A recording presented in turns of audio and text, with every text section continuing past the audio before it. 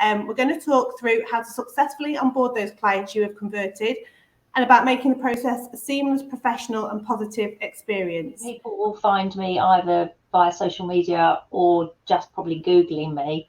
And it might be an email that they send me, or via my website, they can book a discovery call. So it's the same sort of thing that Joe's doing, that initial call. Really, it's kind of like giving them a little bit of control because they get a Calendly link so they can choose a time. So there's none of this backwards and forwards. Can you do this day, that day? So that's nice and straightforward. And when they book in, I do send them a what happens next, as if they are actually going to sign up. Just so that they do know, because for some people that might be, I just don't want this. She just sounds like she's like too heavy-handed, and that's not really what I want. So they could just actually stop at that point if they just think, wow, she's a bit overkill.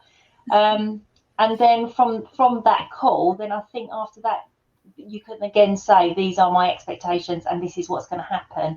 And I think, I mean, I used to work in the city before and I became a manager. And on a course that we went on about being a new manager, they said, when somebody comes to you, that takes a lot of courage often. If somebody comes to ask you a question, normally they don't really know what they're asking. And it might have taken them a lot. And if you just like dismiss that person, they feel terrible. So if somebody's coming to me, I try to act really quickly, get that discovery call booked in quickly, and then say, this is my timeline of what's going to happen to get certain authorities in place or a quote to you, etc.